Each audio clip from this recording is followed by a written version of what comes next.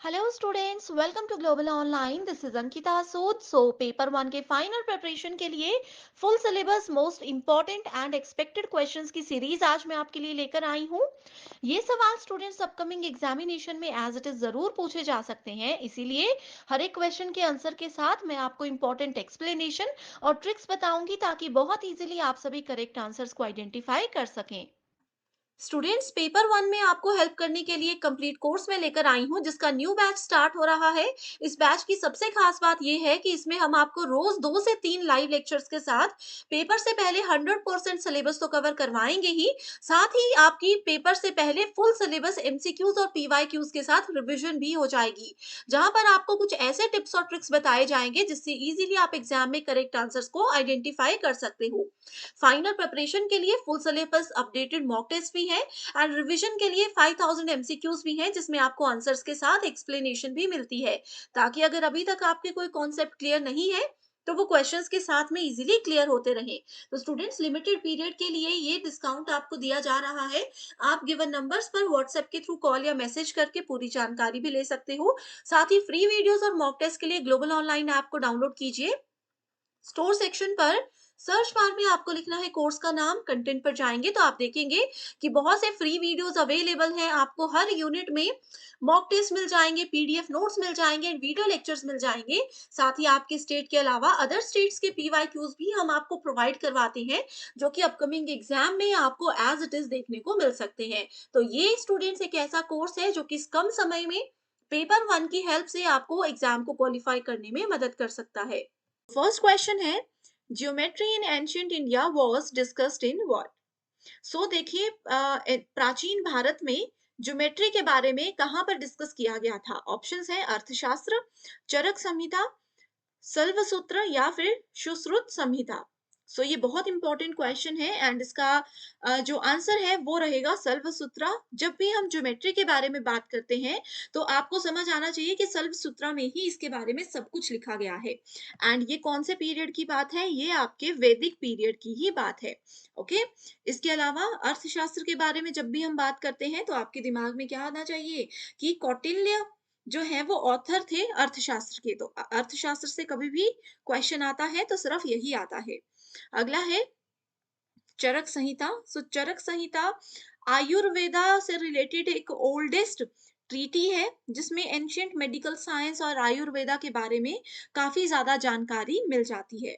And fourth option है सुश्रुत संहिता। सो ये क्या होता है, सुश्रुत संहिता चरक संहिता जो है ये कहीं ना कहीं एक दूसरे से जुड़े हुए होते हैं। सुश्रुत संहिता मेडिकल ट्रीटी का एक बहुत जाना माना नाम है जिसको कि हम फादर ऑफ सर्जरी भी कह सकते हैं। ओके। सुश्रुत को फादर ऑफ सर्जरी कहा जाता था एंड उसी के नाम पर ये बना हुआ है। अगला क्वेश्चन है, there are major types of हेत्वाभ्यास, the correct number in the blanks is what. So देखिए, इसमें कहा है कि हेत्वाभ्यास के कितने टाइप्स होते हैं, सिर्फ इतना सा सवाल ये पूछा गया है। हेत्वाभ्यास के टोटल होते हैं 5 प्रकार। एग्जाम में इन 5 प्रकार के नाम भी जरूर पूछे जा सकते हैं, तो नोट जरूर कर लीजिएगा। ठीक है। सबसे पहला हेत्वाभ्यास होता है असिद्ध। असिद्ध, ठीक है, हिंदी इंग्लिश सेम रहेगा। असिद्ध, अनप्रूव्ड, जिस चीज को सिद्ध ना किया गया हो, प्रूव ना किया गया हो।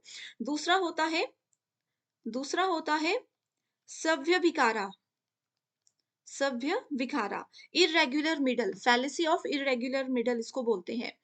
तीसरा आ जाता है हमारे पास सत प्रतिपक्ष। एच नहीं होगा, सत प्रतिपक्ष होगा। ठीक है। इसके बाद चौथा आ जाता है बाधिता एंड फिफ्थ आ जाता है विरुद्ध, जो कि बहुत इंपॉर्टेंट है। विरुद्ध को हिंदी में बोला जाता है इसको इंग्लिश में कहा जाता है जनरल टर्म में कॉन्ट्राडिक्टरी मिडल। ठीक है। विरुद्ध, किसी के विरुद्ध, किसी के अगेंस्ट अगर हम बोलते हैं तो उसको विरुद्ध कहा जाता है। तो ये हेत्वाभ्यास के 5 प्रकार हैं। अगला क्वेश्चन है, राइट टू एजुकेशन एक्ट यानी कि शिक्षा का अधिकार अधिनियम जो कि 2009 में बनाया गया था। ठीक है। It covers children of age group what. कौन से एज ग्रुप के बच्चों को इस अधिनियम के अंदर कवर किया जाता है? सो ऑप्शंस हैं 3 से 18 साल, 5 से 18 साल के बच्चे, 5 से 14 साल के बच्चे या फिर 6 से 14 साल के बच्चे।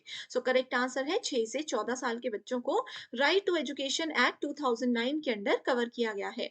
तो इसमें समझने का कुछ नहीं है, बस याद रख लीजिए, ठीक है। The vihara of Vikramashila was established by whom? ठीक है, विक्रमशिला यूनिवर्सिटी एंशियंट यूनिवर्सिटी एक बहुत ही ज्यादा फेमस थी। इसमें जो विहार की बात की गई थी, ये किसके द्वारा स्थापित किया गया था?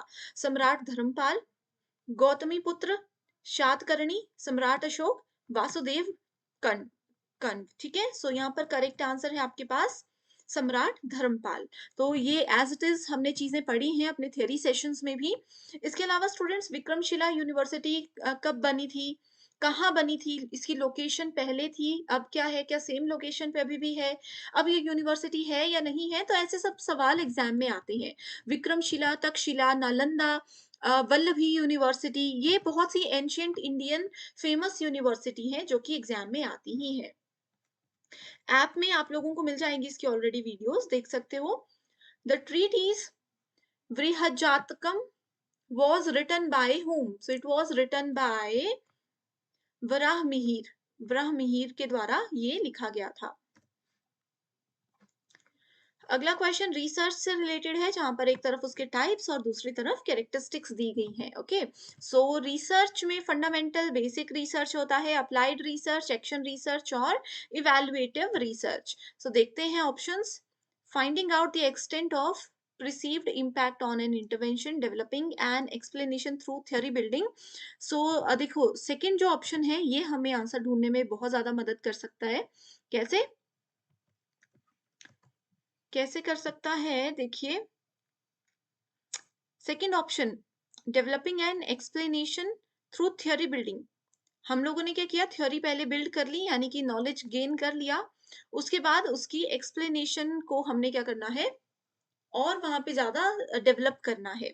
इसमें बोला गया है improving an existing situation, improving an existing situation through use of intervention, यानी कि जो हमारे पास ऑलरेडी नॉलेज है उस नॉलेज को यूज करके हम एग्जिस्टिंग सिचुएशन को बेहतर बना सकते हैं, किसी प्रॉब्लम से बाहर इजीली निकल सकते हैं, तो वो होता है एक्शन रिसर्च, इमीडिएट एक्शन जहां पर लिया जाता है। ठीक है, इसके बाद आता है exploring the possibility of a theory for use in various situations. जो थ्योरी हमने कलेक्ट की थी, जो थ्योरी हमने पढ़ी थी, जो नॉलेज हमने गेन किया था, उस नॉलेज को अलग अलग सिचुएशंस में कैसे इस्तेमाल किया जा सकता है, क्या क्या उसकी पॉसिबिलिटीज हैं, वो सब हमें कौन बताता है, वो हमें बताता है applied research. Theme based interaction among participants, so ये आ जाता है आपका फंडामेंटल रिसर्च। सो इस अकॉर्डिंग देखेंगे, correct answer is option number B. अगला सवाल है असर्शन रीजन बेस्ड। देखो बच्चों, अगर अभी आपको भी कंफ्यूजन है कि असर्शन रीजन बेस्ड क्वेश्चंस को कैसे सॉल्व करते हैं और चाहते हो कि डिटेल में एक ट्रिक्स वाली वीडियो लेकर आऊं, तो कमेंट कर दीजिएगा, मैं बता दूंगी आपको कि असर्शन रीजन बेस्ड क्वेश्चंस को कैसे सॉल्व करते हैं। सो असर्शन बोलती है, एक दावा यहाँ पर किया जा रहा है जो बोलता है कि the reservation of 33% of seats for women in parliament and state assembly does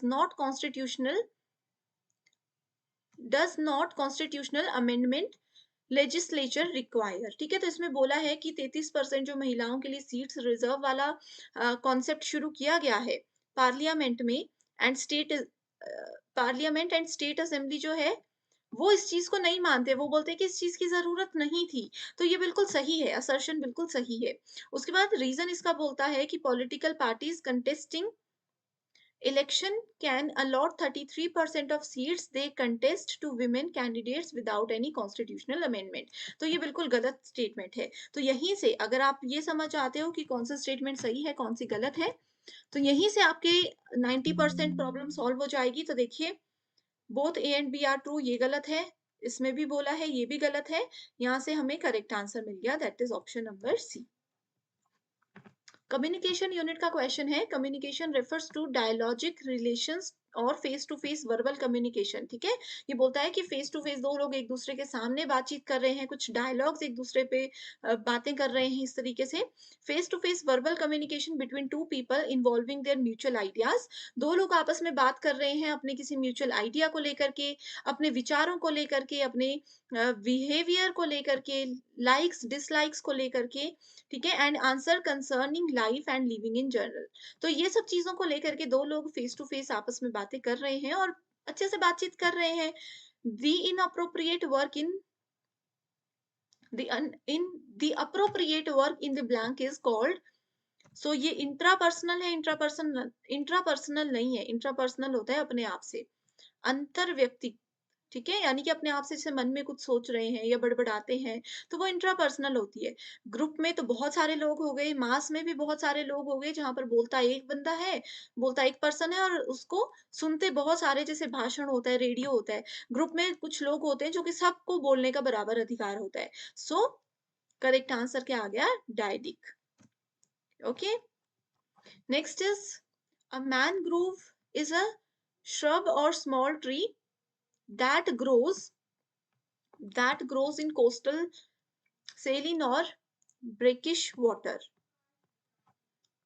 decibel is a unit for decibel term सबने सुनी है। ये क्या चीज मेजर करने के लिए इस्तेमाल की जाती है? सो ये होती है इंटेंसिटी ऑफ साउंड, ध्वनि की तीव्रता को मापने के लिए डेसिबल का इस्तेमाल किया जाता है।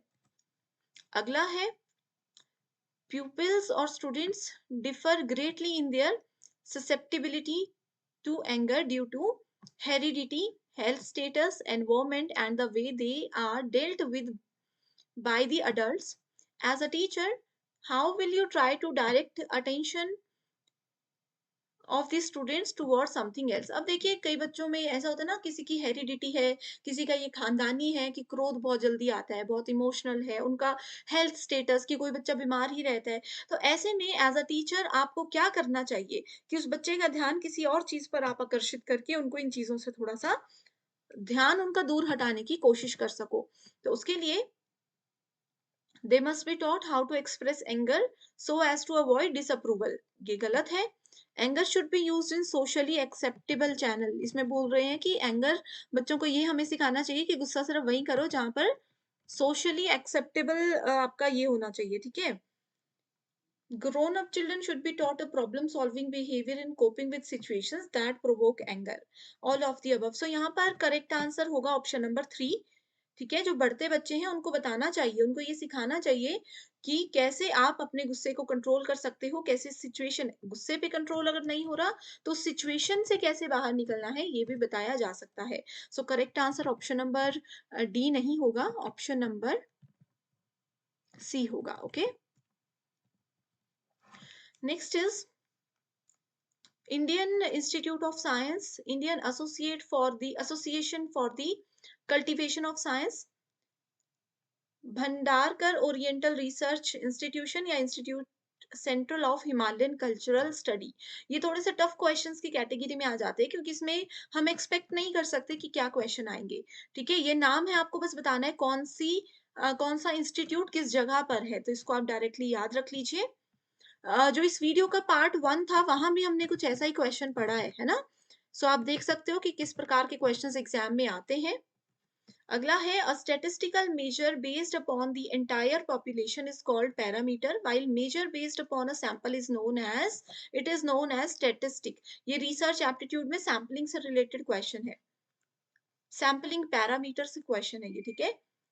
Name the project which has connected all the police stations. ये आईसीटी का क्वेश्चन है। इसमें बोला है कि एक हमने ऐसा प्रोजेक्ट बनाया जिसमें हमने अपने एरिया के सारे पुलिस स्टेशंस को आपस में एक नेटवर्क के थ्रू कनेक्ट कर दिया, ठीक है? एंड धीरे धीरे कंट्री के सारे पुलिस स्टेशंस को कनेक्ट कर दिया एक ही नेटवर्क में with utmost secrecy from general people. And जो आम आदमी है उनसे इनकी जो भी बातचीत हो रही है वो सीक्रेट ही रहेगी। इस प्रोजेक्ट को क्या नाम दिया गया है? इसको नाम दिया गया है पॉलनेट। पॉलनेट का मतलब है पुलिस का नेटवर्क, पुलिस नेटवर्क, तो पॉलनेट उसको नाम दिया है। The man who knew infinity is a 2015 British biographical drama film based on the 1991 book of the same name by Robert Kengel। it is about the Indian mathematician Srinivasa Ramanujan. ठीक है, सो ये भी question ऐसा है कि इंपॉर्टेंट नहीं बोल सकते, बस जनरल उसमें आ सकता है कभी। Next question is 1.2% of 5 litres. So देखिए 5 लीटर का हमें 1.2% निकालना है, सो वो 60 होगा। ओके, अब देखिए यहाँ पर एक चीज ध्यान रखना, थोड़ा सा जो मैथ्स के क्वेश्चंस आएंगे वो मैं फटाफट से बताती हूँ आपको। एंड अगर इन्हीं मैथ्स के क्वेश्चंस पर बहुत डिटेल वीडियो चाहिए, ठीक है, कि डिटेल में सॉल्यूशन हम दें, तो वो आपको मिल जाएगा ग्लोबल ऑनलाइन ऐप में मैथमेटिक्स वाले सेक्शन में। ओके, सो इस क्वेश्चन में बोला है ए बाय बी है 8/15, बी बाय सी है 5/8, then we have C by D 4/5, तो हमें ढूंढना है ए बाय डी। ठीक है, ए बाय डी हमें ढूंढना है, तो बहुत इजी है। ए बाय डी का करेक्ट आंसर है 4/15। इस तरीके से आप देख सकते हो। A man sold 2 items eight 5,000। एक आदमी ने दो चीजें 5,000 में बेची। एक सॉरी 50,000 हो गया। 5,000 में एक पर्सन ने दो चीजें बेची, आइटम ए भी 5,000 में, आइटम बी भी 5,000 में। एक में उसको 20% का फायदा हुआ और एक में उनको 20% का नुकसान हुआ। तो बताइए कि कितने परसेंट का नुकसान हुआ, कितने परसेंट का प्रॉफिट हुआ। ठीक है, मतलब ज्यादा क्या हुआ, प्रॉफिट हुआ ज्यादा या नुकसान हुआ ज्यादा। अब ऐसे क्वेश्चंस में देखिए क्या होता है, अगर सेम लॉस सेम प्रॉफिट बताया गया हो किसी सेम वैल्यू पर, तो आप उसको डायरेक्टली लिख सकते हो। आपने क्या करना है, 20 × 20 डिवाइडेड बाय 100, 4% इसका डायरेक्ट आप निकाल सकते हो। इसके लिए लॉन्ग मेथड भी है, जहां पर देखिए ये है फॉर्मूला जो कि आपको इस्तेमाल करना है। ठीक है, इसका स्क्रीनशॉट ले लीजिए और इसको आप पढ़ सकते हो, कुछ भी नहीं है। देखिए 5,000 पे 20% प्रॉफिट में बोला है, ये 20% लॉस अगर 5,000 का होगा तो ये वैल्यूज आ गई। कॉस्ट प्राइस निकाला है, सेलिंग प्राइस निकाला है दोनों आइटम्स का। ठीक है, ओवरऑल लॉस कितना हुआ वो निकाला है, तो 4% का हो गया। Following incomplete sequence. ओके, सो यहाँ पर देखिए एक इनकम्प्लीट सीक्वेंस दिया है, ये 4, 16, 36 एंड 64। अगला नंबर जो क्वेश्चन मार्क बना होता है वो नंबर हमें ढूंढना है। सो नंबर होगा 100। कैसे, हमें क्या करना है, इनके बीच में जो भी वैल्यूज गिवन होती है इनके बीच में कॉमन रिलेशनशिप ढूंढना है। सो उसके लिए आप ये देख सकते हो, 4 को देखेंगे 2 का स्क्वायर, 16 इज 4 का स्क्वायर, 6 का स्क्वायर, 8 का स्क्वायर, 10 का स्क्वायर, 12 का स्क्वायर। इस तरीके से करते चलोगे तो वैल्यूज आपकी आती जाएंगी। तो 64 की अगली वैल्यू पूछी थी, that is 100। The simple interest on 6,000 for the period of 4th February 2022 से लेकर के 17th April 2022 तक 12.5 पर एनम का इंटरेस्ट था। ठीक है, तो इसमें हमें सिंपल इंटरेस्ट ढूंढना है, दैट इज 150 रुपीज। अगला सवाल है, एक टेबल आपके पास दिया गया है जिसमें कि क्लास 5th से लेकर के क्लास 10th तक के नंबर ऑफ बॉयज और गर्ल्स दिए हैं जो कि पास हो चुके हैं। ठीक है, अब सवाल है पहला, in which class is the difference between results of boys and girls are maximum. ठीक है, सो मैक्सिमम कैसे निकालना है, यहाँ पर देखिए डिफरेंस है 20, यहाँ पर है 10, यहाँ पर है आपके पास 20, हियर वी हैव 30, 10 का डिफरेंस है, यहाँ पर भी 10 का डिफरेंस है। तो मैक्सिमम किस में है, क्लास 8th में है। सो आप आंसर देख सकते हो क्लास 8। अगला सवाल है, in which class is the result of boys less than average result of girls. इसमें आपको क्या करना है, बॉयज का सारा जोड़ना है, गर्ल्स का सारा जोड़ना है, फिर देखना है कि किसका किस में ज्यादा वैल्यूज आ रही हैं, तो वो आंसर होगा आपका 7th क्लास में। ठीक है, अगला है, in which pair of classes are the results of girls and boys in inverse ratio. So इसका आंसर होगा ये इनवर्स रेशो, मतलब मान लीजिए गर्ल्स एंड बॉयज बोला है, तो गर्ल्स में आपका ये क्लास है और बॉयज में ये क्लास है। ठीक है, इस टेबल को बना लीजिए। इनवर्स में आपको ये देखना है, जैसे मान लीजिए कि इस वाले सेक्शन में रेशो क्या निकल रहा है, बॉय ज्यादा है, 8/6 का रेशो है। ठीक है, तो ऐसे आप लोगों को क्या करना है, चीजें वैल्यूज इसकी निकालनी है। जैसे कि मैंने बताया है, इन्हीं मैथ्स के क्वेश्चंस पर डिटेल्ड वीडियो ऑलरेडी अवेलेबल है, उसको फॉलो कर लीजिएगा। अगला सवाल है आपका, देखिए अगले जो क्वेश्चंस हैं वो आपके इस पैराग्राफ के बेस पर रहेंगे। इस वीडियो को पॉज़ कर लीजिए, स्क्रीनशॉट ले लीजिए इसका और फिर अगले क्वेश्चन पर जाइए। मैं डायरेक्टली आपको आंसर्स बताती हूँ, कोशिश कीजिएगा कि पैराग्राफ को खुद से सॉल्व करें। और भी कोई सवाल हैं तो मुझे कमेंट करके बता सकते हो। So thank you so much and I wish you all the very best.